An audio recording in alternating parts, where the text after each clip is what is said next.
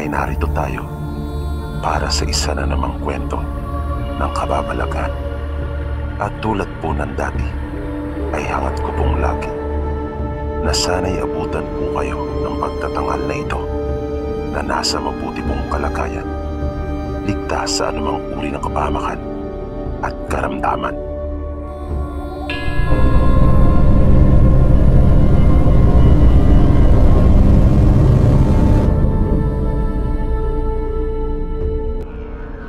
Ang ibabahagi ko po sa inyo ay personal kong karanasan.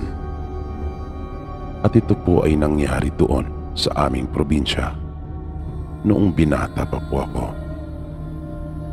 Sa lugar po namin noon ay may napapabalitang aswang na gumagala tuwing gabi. Ang sabi ng iba, dayo lamang ang aswang sa aming lugar. Habang yung iba naman ay sinasabing taga roon mismo sa aming lugar yung nasabing aswang. Ngunit hindi naman nila matukoy kung sino ito sa aming mga kababaryo. Madalas noon magpunta sa bahay namin ang nakatatandang kapatid ni tatay. Dahil nadaraanan nito ang bahay namin papunta sa bukid na kanyang sinasaka.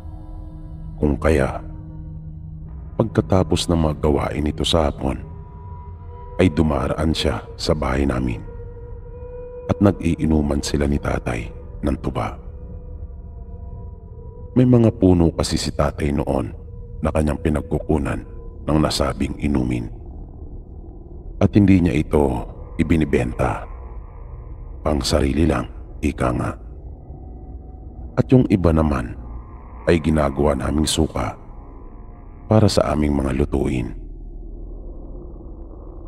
Minsan, nang dumaang muli ang kuya ni tatay na si Uncle Teddy doon sa bahay namin, ay nag-inuman sila at nagkasarapan. At dahil sa konti lamang ang tuba ni tatay noon, kung kaya kapwa sila nabitin. Kasalukuyan ako noong abala sa mga takdang arling ko sa paaralan. Pero kinailangan ko munang itigil nang kanila akong tawagin at utusan. Pinabili nila ako ng tuba.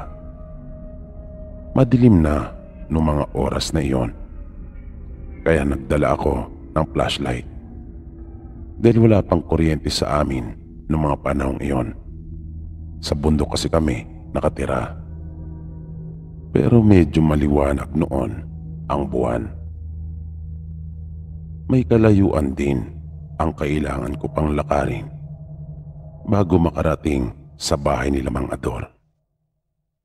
Ito kasi ang masasabing pinakamalapit sa amin na maaaring mabila ng tuba. 2 galon ang dala ko noon.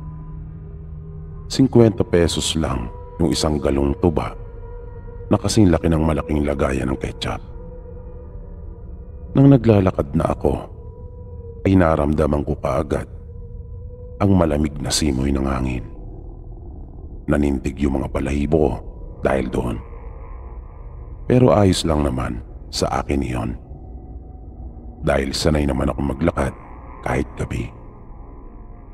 Doon kasi sa amin noon, hindi basta-basta pinaniniwalaan yung mga kumakalat na balik-balita, lalo na at wala namang matibay na patotoo.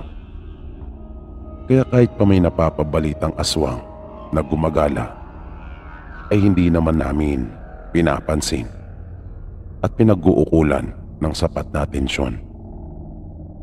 At mula kasi pagkabata hanggang sa magbinata ako, ay wala naman akong naranasang kakaiba o tungkol sa mga aswang. Kaya baliwala lang talaga sa akin at hindi ako naniniwala. Pagdating ko kanila Mang Ador, ay agad akong tumawag at sinabi ko ang aking pakay. Lumabas naman ang panganay na anak nito at inabot yung dala kong mga galon. Makaraan ng ilang saglit ay lumabas na uli ito at iniabot na sa akin yung mga galon na mayroon ng laman. Ang pinagtatakan ko ay bakit parang halos ayaw nitong ibuka yung kanilang pintuan. Para bang mayroon siyang itinatago, na para bang mayroon siyang iniingatan na baka aking makita. At may naamoy akong napakalansa. Pero nanahimik lang ako at hindi ko naman sinabi sa anak ni Mang Ador yung tungkol sa mga bagay na naobserbahan ko. Iniabot ko na rin sa kanya yung aking bayad at tumalikod na ako.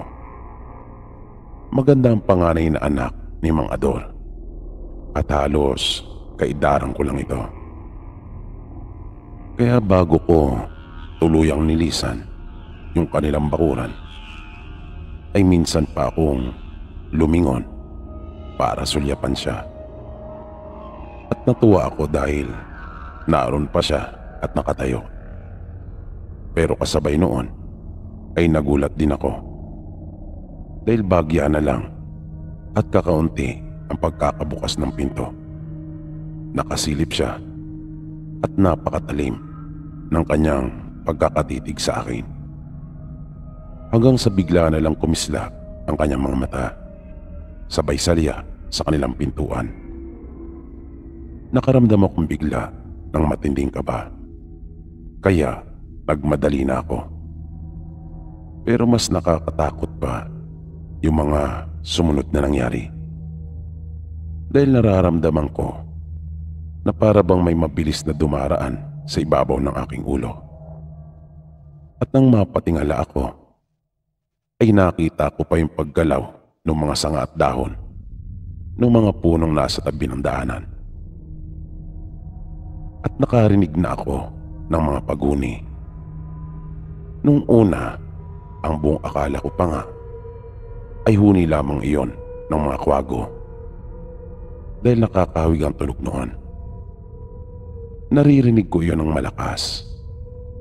Pero habang tumatagal ay napapansin kong umihina na iyon.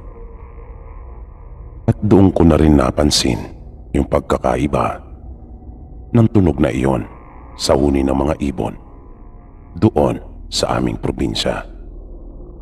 Hanggang sa bigla kong naalala yung kwento sa amin ng lolo ko na ang aswang kapag malayo ay malakas ang huni nito, pero kapag malapit ay mahina.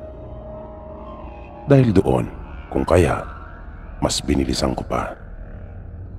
Iba na rin ang nararamdaman ko noong mga oras na iyon. Nagtatayuan na yung mga balahibo ko sa katawan. Parang gusto ko nang tumakbo. Hanggang sa yung napapansin ko na nasa ibabaw ng aking ulo, ay nararamdaman ko ng kumikilos sa gilid ko. Nagpapalipat-lipat ito sa magkabila kong gilid. Kung minsan, nasa gawi ko itong kanan. At sa isang iglap, bigla ko naman itong mararamdaman na nasa gawi ko ng kaliwa. Kaya hindi na talaga ako nagdalawang isip pa na tumakbo. Noon lang ako nakaramdam ng ganong katinding takot sa buong buhay ko.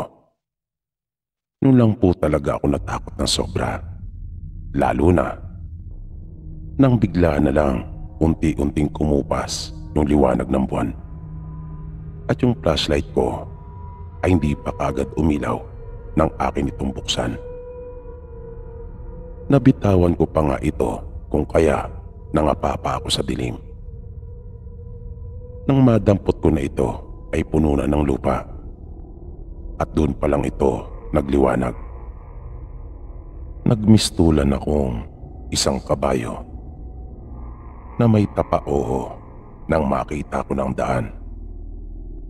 Mabilis ko na talaga iyong tinakbo. Walang lingon-lingon. Natakot din kasi ako na baka nakasunod na yung aswang sa akin. At ayokong makita kung anong itsura nito. Dahil sa sobrang takot ko, malayo pa ako sa bahay namin, ay talaga namang sumisigaw na ako at humingi ng tulong. Kung kaya, sinalubong naman ako nila tatay. Nang makapasok ako ng bahay, ay maluwa-luwa talaga ako dahil sa tindi ng takot na aking naramdaman. Napansin ko pa ngang nanginginig yung aking mga kalamnan dahil sa matinding kaba. Sinabi ko kanila tatay yung mga napansin ko. Inaala ko ay sila Mang Ador, yung napapabalitang aswang na gumagala sa lugar namin.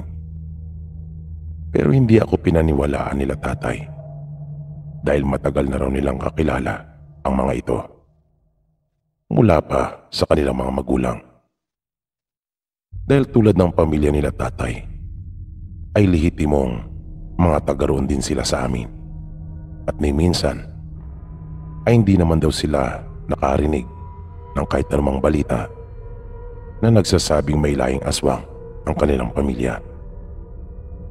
Pero nalantad din ang sikreto nila Mang Ador nang mahuli ito sa isang handaan na nilalawayan ng isang kawa na naglalaman ng isang putay para sa nasabing okasyon.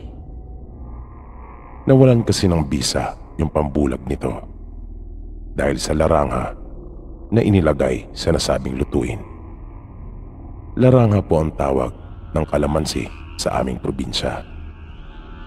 At yung usok ng nilulutong ulam na yon na may laranga ang siyang nalanghap ni Mang Ador at nagpawala ng bisa sa kakayahan niyang makapambulag habang isinasagawa niya yung paglaway doon. Nagulat pa nga raw yung mga tao nang makita na lang nila si Mang Ador na naroon at nakatuwad habang nilalawayan yung isang kawang ulam na yon. Dahil doon ay nalaman ng lahat ang itinatago nilang sikreto. Pero tama din ang sabi ni tatay na wala naman pala talaga silang lahing aswang. Nahawa lang din pala ang mga ito nang dumalo ang kanilang mag-anak sa isang kasalan. Nang ikasal ang pamangkin ni Mang Ador sa kabilang pulo. At dahil sa matinding kahihiyan na sinapit ni Mang Ador, ay nagpasya na lang silang lisanin yung aming lugar at nagpakalayo-layo. Mula noon ay hindi na muling namataan o nagbalik sa lugar namin isa man sa miyembro ng kanilang pamilya.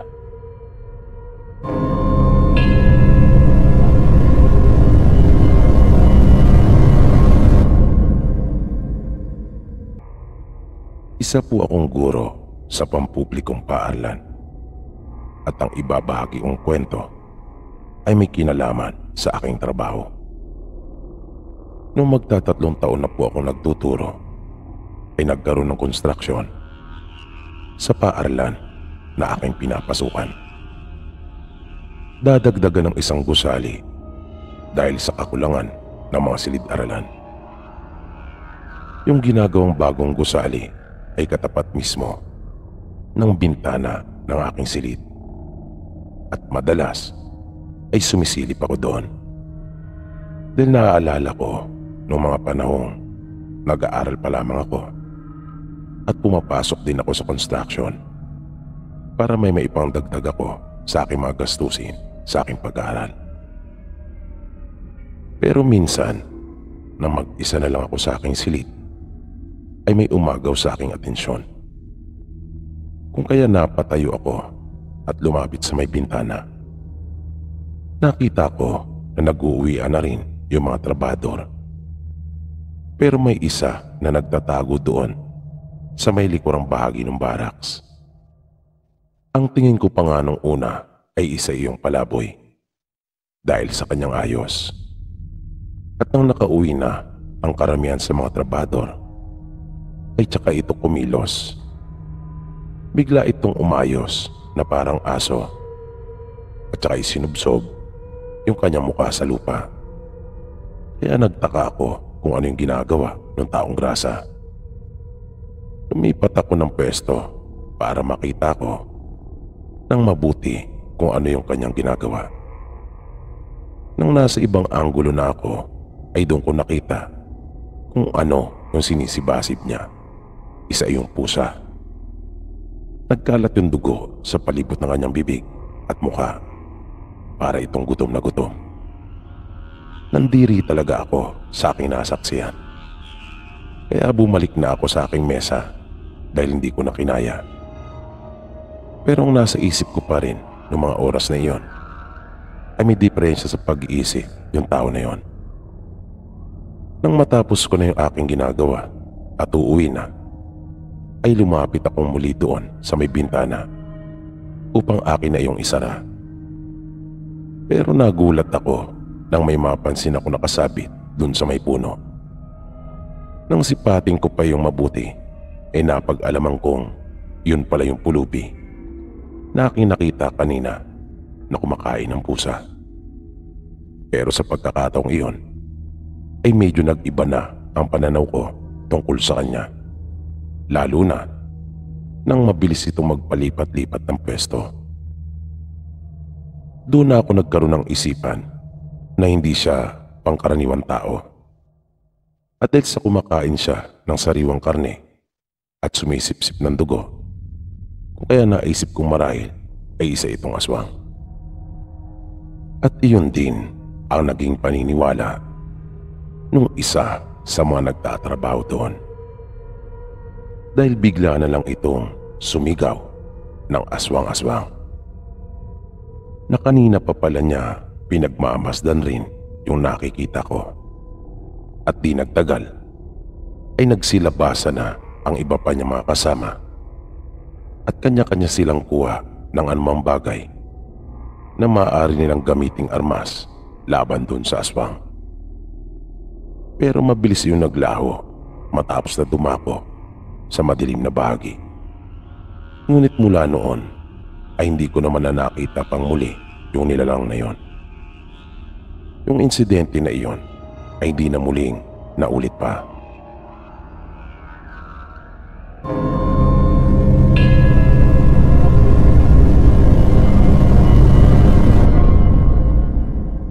Nais ko lang po sanang ibahagi yung mga naranasan kong kababalagan at katatakutan. Ang lahat po ng sasabihin ko ay totoo pong nangyari. Ito po ay hangong lahat sa totoong buhay. Ito po ay mga pangyayari sa aking buhay mula pa noon hanggang ngayon. Nagsimula po ang lahat ng ito nung ako po ay bata pa lamang. Ipinanganak po ako sa Surigao, pero kalaunan ay lumipat po kami ng Leyte. Kung kaya, doon na po ako lumaki. Kwento sa akin ng mga magulang ko, nang ako po ay panganak, ay nahirapan talaga ang mama ko at muntik na siyang mamatay. Kaya namanata po talaga noon ang lolo at lola ko na kanila po akong inihiling at ipinakiusap na ako po ay ibigay sa kanila at maisilang ng maayos, na natupad naman ang kanilang kahilingan. Nang umidad na ako ng 3 taong gulang, ay doon na nagsimula ang mga kababalagan sa aking buhay. Minsan kasi, habang pinapakain ako ng mama ko, ay bigla na lang umano kong nawala. Hinalugog na nila ang buong bahay sa paghahanap sa akin. Ngunit hindi talaga nila ako nakita. Pero nang dinilaan ako ng alaga naming aso, ay saka pa lang nila ako nakita na naroon lang din at nakadapa sa sahig. Halos mahimatay na noon ang nanay ko dahil sa kakaiyak, kakahanap sa akin. Pero nagulat sila nang malamang naroon lang din ako. Lubha silang nagtaka kung paanong nangyari iyon, na ang dami na nilang naghahanap noon sa akin. Pero kung hindi pa ako dinilaan ng alaga naming aso, ay walang sino man sa kanila ang makakakita sa akin. Nang ako naman ay mga 5 taong gulang na, ay madalas daw nila akong makita na mayroong kausap. Kahit wala namang ibang tao na naroon at ako lamang mag-isa. At hindi lang yon. Isang araw ay nakita naman ako ng isa naming kapitbahay na nagpunta daw ako doon sa may baybay. Malapit lang kasi ang dagat doon sa amin. Mga 50 metro lang siguro ang layo nito mula sa aming bahay. Kaya agad na nagsumbong sa mga magulang ko yung kapitbahay naming iyon, na nang malaman naman ng papa ko ay nagmamadaling sumugo doon sa baybay. Nag-alala talaga sila ng gusto. Dahil nga sa 5 taong gulang pa lamang ako. At ang taas ng tubig nung mga oras na yon. Halos maubos na daw ang lakas ng tatay ko sa kakalangoy para lang maabutan ako. At nang kanya na akong mahawakan, ay agad niya akong hinila. At nagtaka siya nang makitang nakapikit ang aking mga mata. At tila ba mahimbing na natutulog. At nang madala na niya ako sa dalampasigan, ay dun pa lang ako nagising. At ang una ko raw sinambit ay napakaganda ng paraiso. Matapos ang pangyayaring iyon, ay nagpasya ang mga magulang ko na lumipat na lang kami ng bahay, yung malayo sa dagat. Kaya nanirahan kami noon sa bukid kasama sila lolo at lola. At naging maayos naman ang aming naging pamumuhay doon. Lahat ng aming mga pananim ay magagandang lahat ng tubo at sagana lagi ang aming ani. Nang mag-7 taong gulang na ako, ay doon naman na nagumpisa na makakita ako ng mga engkanto. Malinaw ko silang nakikita, pati na rin yung mga tirahan nila. At sa gabi naman, ay naririnig kong malinaw ang paghuni ng mga aswang na dumadapos sa mga kahoy. Sa maniwala po kayo o sa hindi, ay totoo po talaga sila.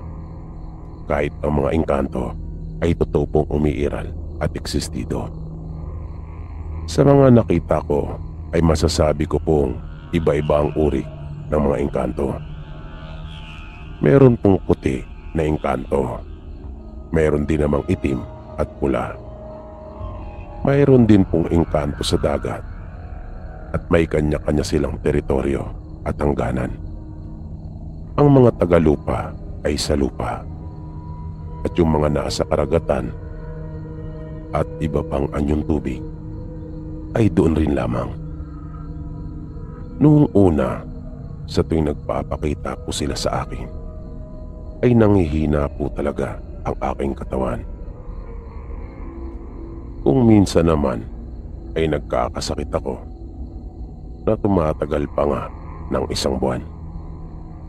At kapag gabi ay tinatakpan ko na lang pagkaminsan ang aking mga tenga dahil sa ayaw ko silang marinig. Hanggang sa ako ay mag-high school na. Kaya nagpasya sila papa noon na manirahan na kami sa lungsod. Kapag nasa paaralan ako, inaakala pa nga ng mga kaklase ko na ako ay laging nawawala sa sarili dahil nakikita nila akong tulala. Pero ang hindi nila alam, nakikita ako kasi yung mga engkanto, maging yung mga ligaw na kaluluwa sa loob at labas ng aming paaralan, na madalas ay naabala talaga ako sa aking pag-aaral. Hindi ko na kasi magawang makapakinig ng mabuti sa mga itinuturo sa amin ng aming mga guro.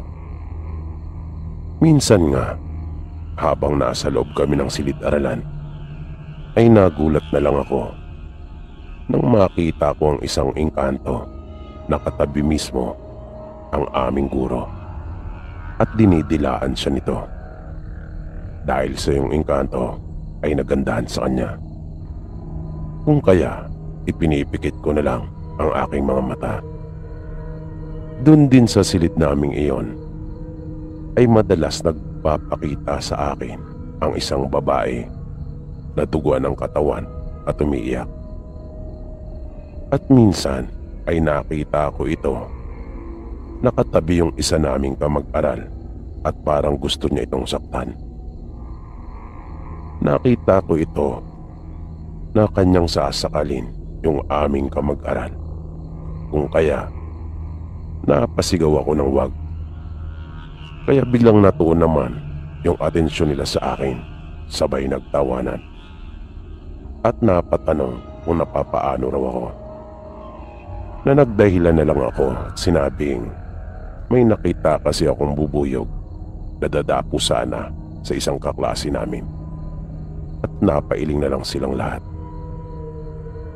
Nang mapasulyap akong muli doon, ay nakita ko yung babae na nakatitig sa akin at ito ay galit na galit. Nang sumunod na araw ay hindi ako nakapasok. Nakiusap kasi si Lolo sa akin na kung maaari ay tulungan ko sila ni Lola sa pag-aani. Bali pinauna nila ako nun sa bukid dahil may mga bibilin pa umano sila. Nang masapit ko na yung kubo sa bukid ay naisipan kong maupo dun sa duyan. Yun kasi yung paborito kong pwestuhan kapag naroon ako. Maya-maya ay may bigla akong narinig na tinig. Tinig iyon ng isang babae na parang tinatawag niya ang pangalan ko. Kaya pinakinggan ko pa yung mabuti at narinig ko nga yung pangalan ko. Kaya nagtaka ako kung sino nagmamay-ari ng boses na yon. Kaya napatayo ako at iginala ang aking paningin. Paglingon ko sa may puno ng santol, ay nakita ko ang isang magandang babae na sa tansya ko ay kaidaran ko lang. Muli niya akong tinawag upang lumapit.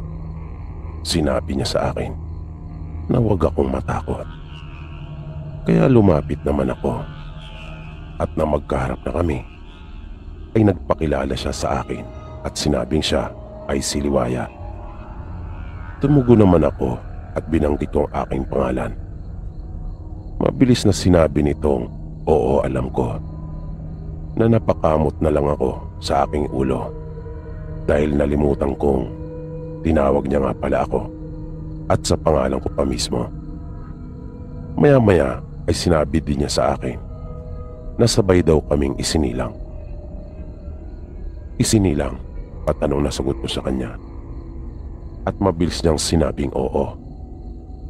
Niyaya niya ako na magpunta sa paborito niyang pasyalan. At sigurado raw na akin yung magugustuhan.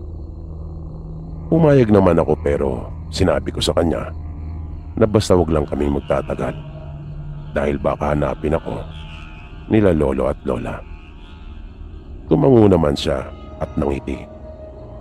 At bigla na lang nagkaroon ng butas yung malaking puno ng santol. Na yung butas noon ay tamang-tama lang para sa aming mga katawan. Pagpasok namin doon ay nasilaw ako sa matinding liwanag. At nang humupa ay sunod ko namang nakita ang isang kubo na napapalibutan ng napakaraming halaman. May mga ibon din at paru-paro na iba't iba ang kulay. At bago makarating doon sa kubo ay mayroong isang maliit na tulay. Nayari ito sa binuluktot na kahoy na ang ganda ng pagkakagawa. Napakahusay talaga ng pagkakayari noon. At sa ilalim ay may mga bibe. Kung kaya napahinto akong sandali pagkat nakakaaliw silang pagmasdan. Hanggang sa tawagin na ako ni Liwaya. Nang makalapit na ako sa kubo ay doon ko palang napansin na ang pinakabubong pala noon ay yari sa napakalaking dahon ng santol. At yung mga dingding noon ay yari naman sa mga balat ng kahoy na ang ganda rin talaga ng pagkakayari at pagkakasalansan. At may mga prutas pa na malapit nandun sa kubo na ang mga puno noon ay mataas lang sa akin ang bagya. Pero mga hitik sa bunga na namangha talaga ako. Hanggang sa magulat na lang ako nang bigla akong kalabitin ni Liwaya at sinabi niyang pansinin ko naman raw siya. Tinanong ko siya kung nasaan ang kanyang mga magulang. Hindi siya kaagad nakasagot na ang akala ko pa nga ay hindi niya ako narinig.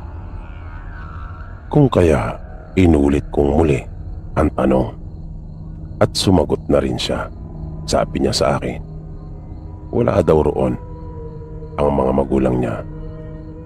May mga gawain daw ang mga ito at lubang abala. Ang tatay daw niya ay gumagawa ng bahay habang yung nanay naman niya ay isa umanong mananahi ng damit. Nalabis ko iyong ipinagtaka dahil magkatulad sila ng trabaho ng mga magulang ko. Napasarap ang aming pagkukwentuhan na muntik ko na talagang makalimutang umuwi.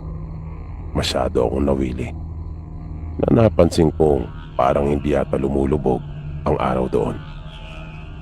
At nang humingi ako ng isang bayabas para kainin sana habang nasa daan, ay tsaka na lang daw kapag gusto ko na raw na manatili doon, at tumango na lang ako.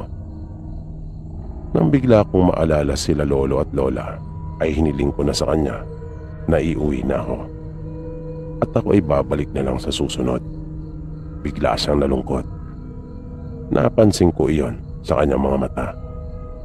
Hinawakan ko siya sa isang kamay, tapos hinawakan ko rin siya sa baba at iniangat ko ang kanyang mukha. Nginitian ko siya at nangiti na rin ito.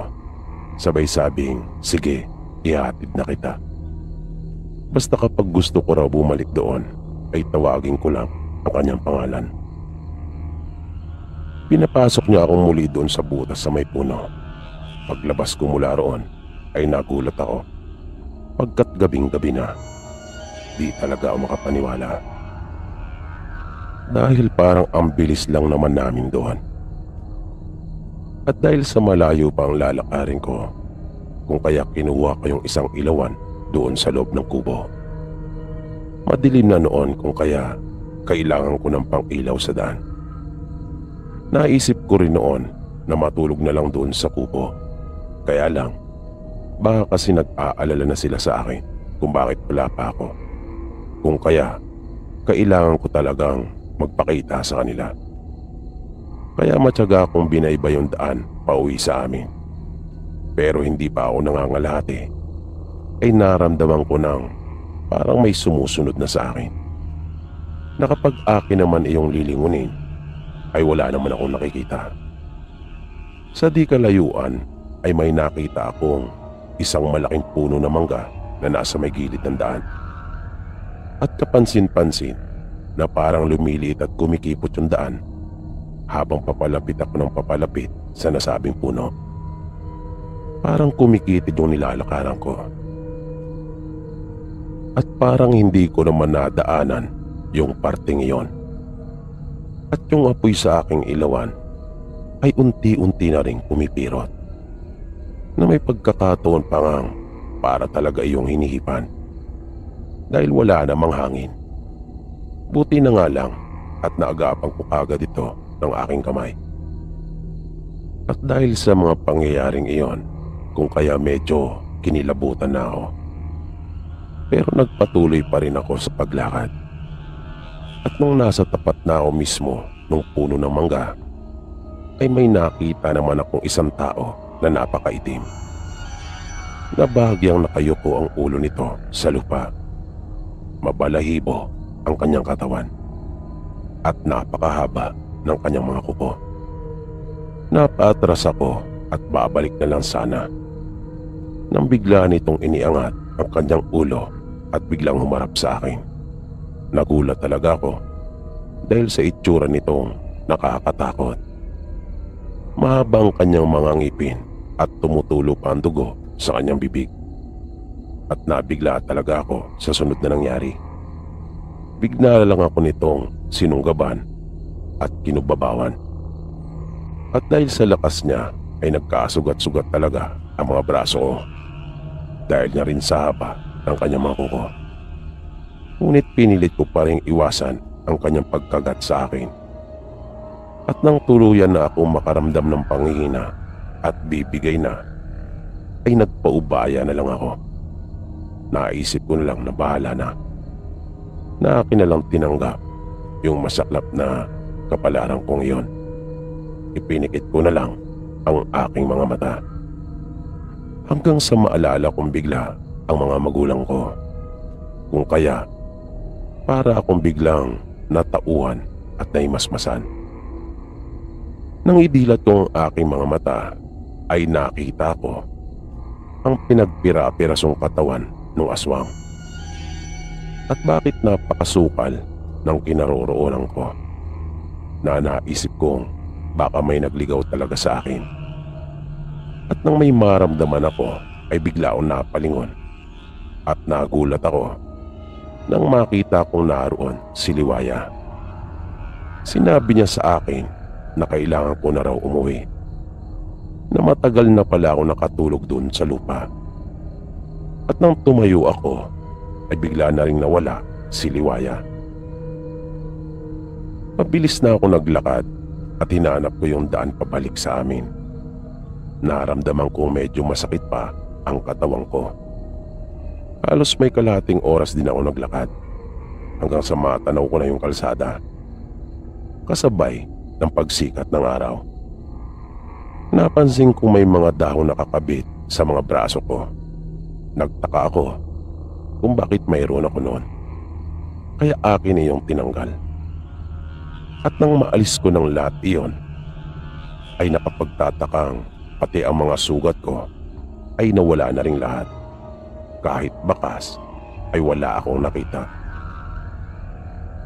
Naisip ko na lang na baka ginamot ako ni Liwaya noong mga panahong nawalan ako ng malay.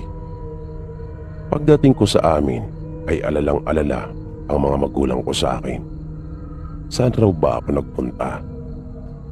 Pero dahil sa likas na mababait talaga ang mga magulang ko, kung kaya sa halip na pagalitan ako, ay kanila akong hinandaan ng pagkain at baka raw nagugutom na ako.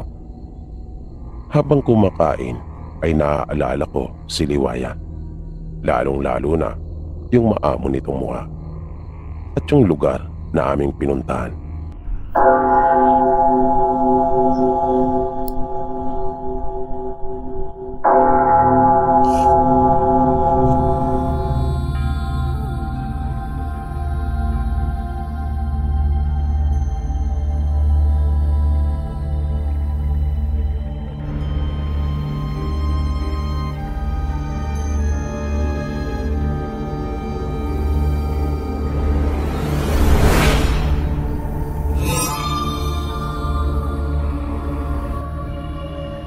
Bali ang kwento ko pong ito ay karanasan ng mga unang tao doon sa probinsya po namin.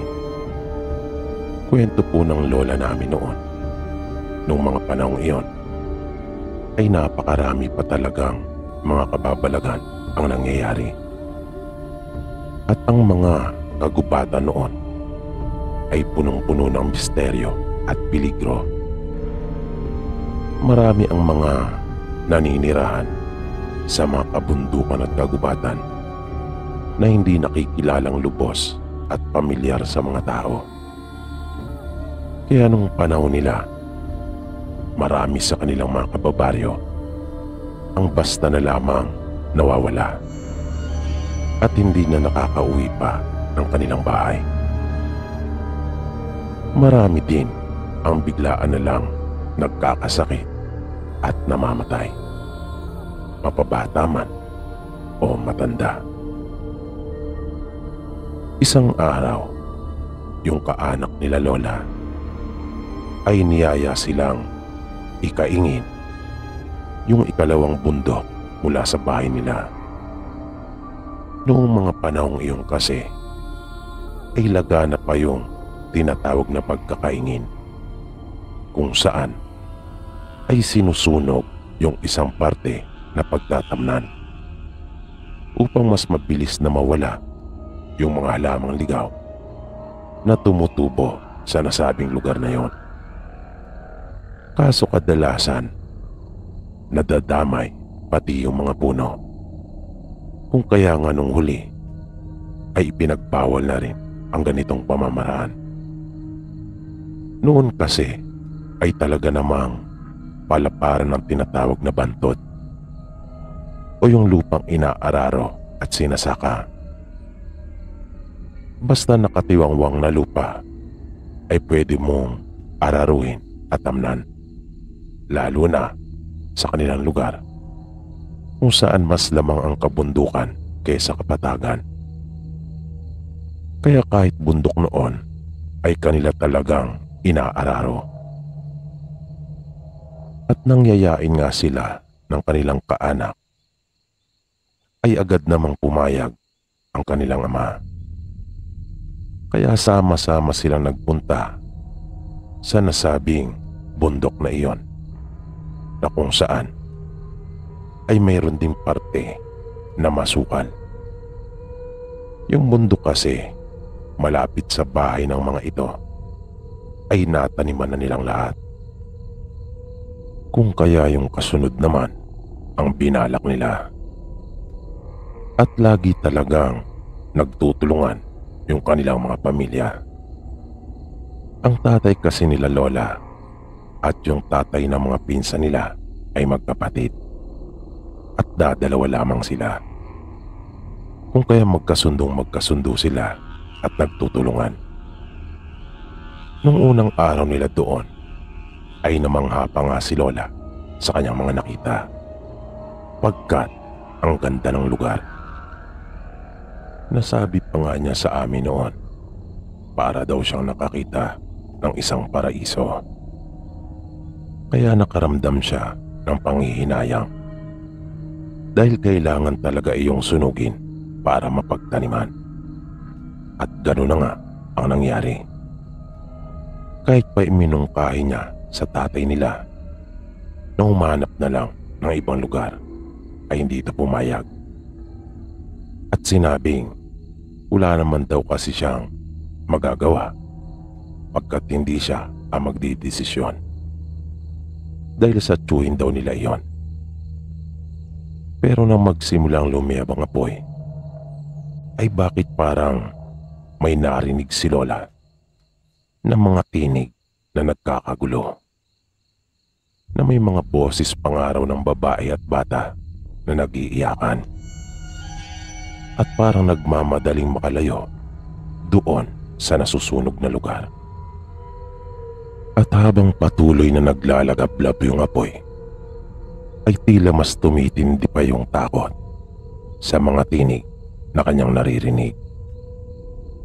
Hanggang sa makarinig siya ng isang malaking boses. At galit na galit umano yon. Tiningnan ni lola ang mga kasama niya. Pero abala ang mga ito sa kanilang mga ginagawa. At tila hindi nila naririnig yung mga naririnig na boses ni lola. Pinagmasdan pa niya sila at pinakiramdaman. Pero wala talaga. Nakatuon ang kanilang buong atensyon sa ginagawa. Kaya nagtaka si lola at napaisip na baka guni-guni lang niya ang lahat.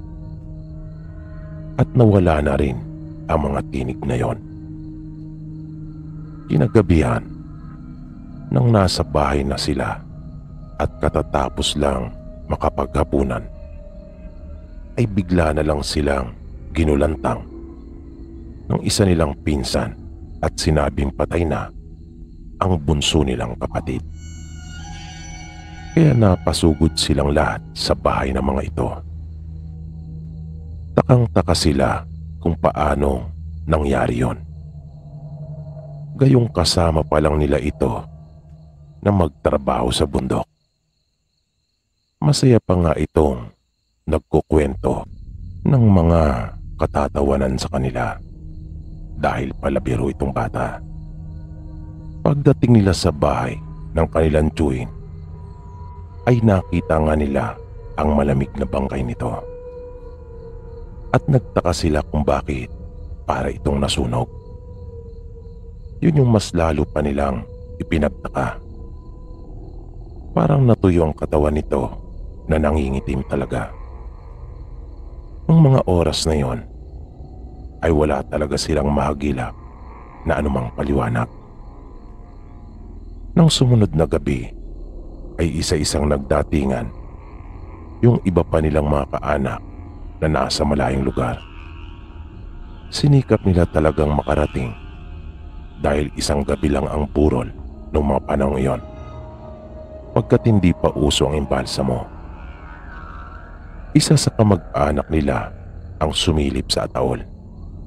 Isa itong matandang babae, pero napakalakas pa at maliksi pang kumilos. Unang tingin pa lang niya sa bangkay na nasa loob ng kabaong ay malakas itong napabulalas.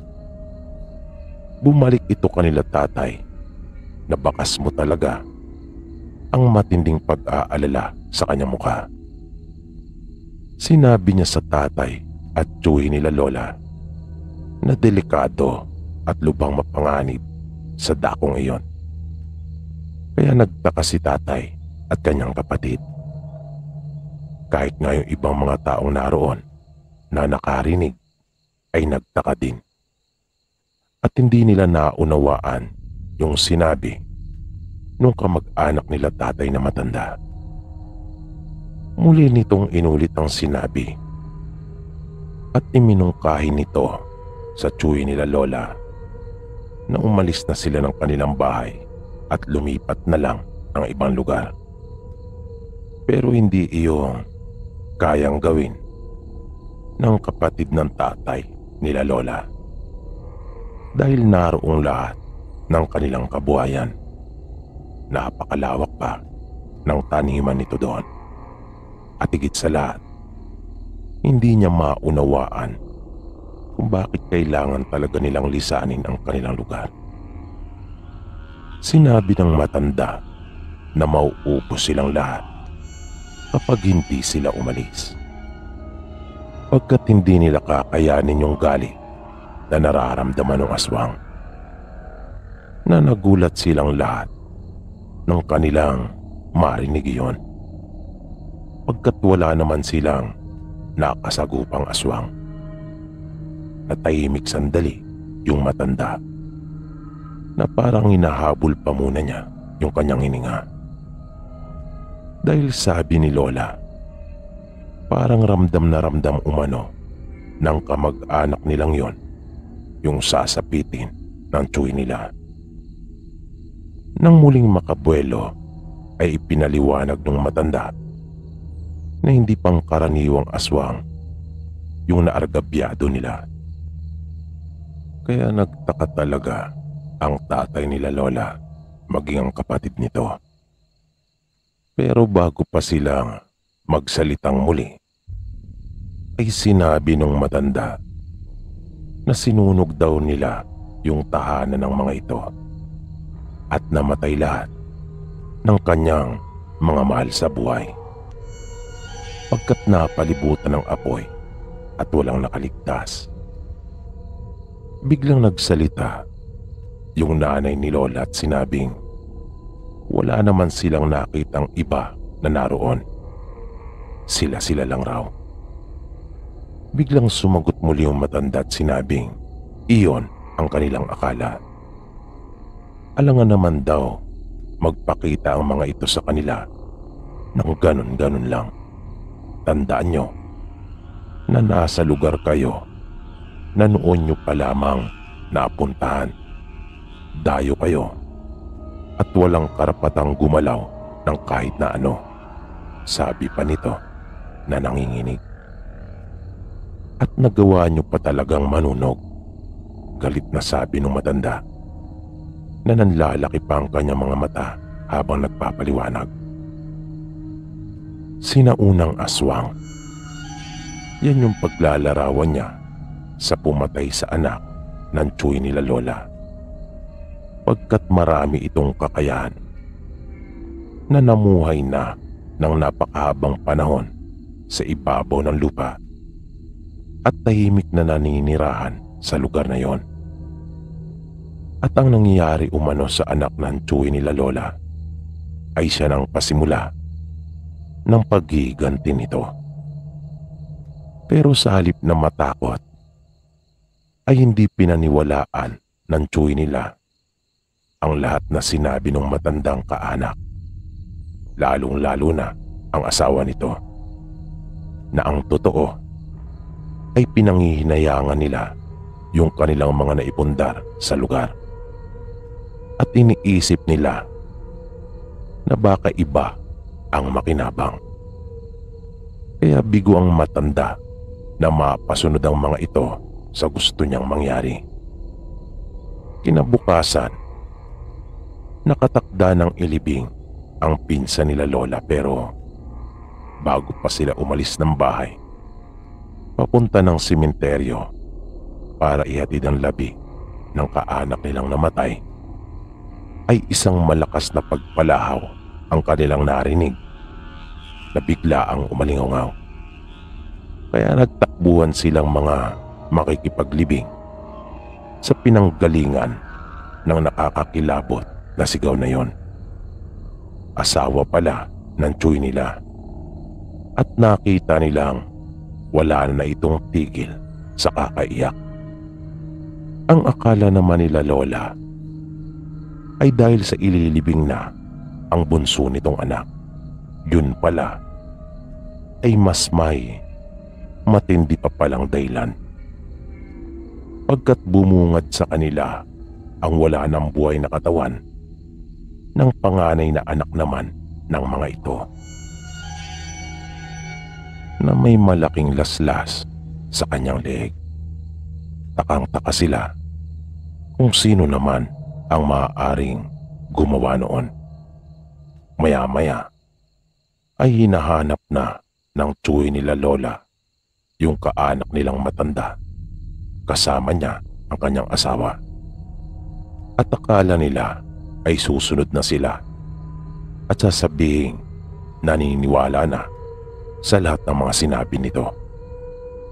Pero nagkamali sila Lola, dahil ito pa pala yung pinaghihinalaan nilang gumawa noon sa panganay nilang anak. Nang nasa isip talaga nila ay para masuportahan yung mga sinasabi nito, nang sa ganon ay kanila nang paniwalaan at iwan na yung lugar nila. Lalo na nang hindi na nila ito matagpuan, na umuwi lang pala pagkat nanghina ng gusto dahil sa mga nakita niya sa kanyang balintataw.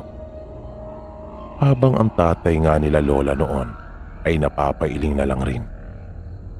Pero hindi niya magawang sawayin ang nakababatang kapatid, dahil nga sa malaking problema at sama ng loob na dinadala nito. Kaya alam niyang marahil na magulo lamang ang isip nito dahil sa mga nangyari. Kaya hindi lahat ay nakipaglibing nung araw na yon. Naiwan ang tatay nila Lola at iba pang mga kalalakihan para asikasuin yung bago nilang patay. Ginawa nila ito ng ataol, habang yung iba naman ay siya nang naghatid sa huling hantungan ng pinsan nilang nauna nang namayapa. Pero kahit ganun na ang nangyari, ay hindi pa rin talaga naniwala ang tiyuhin at tiyahin nila Lola. At isa-isang naubos ang kanilang mga anak. Yung dalawang anak nila na natira ay nakita na lang rin nilang naliligo sa sarili nilang mga dugo, nawakwak ang mga tiyan. Nung huli ay pinayuhan na ng tatay nila Lola ang kanyang kapatid at asawa na sila ay umalis na. Pero minasama pa ng mga ito yung pagpapaalaala niya, na pinag-isipan pa sila ng masama, na gusto lang daw nilang kamkamin lahat ng kanilang mga naipundar. Lalong-lalo na umano yung malawak na taniman ng mga ito. Kaya wala ring nagawa kahit ang tatay nila.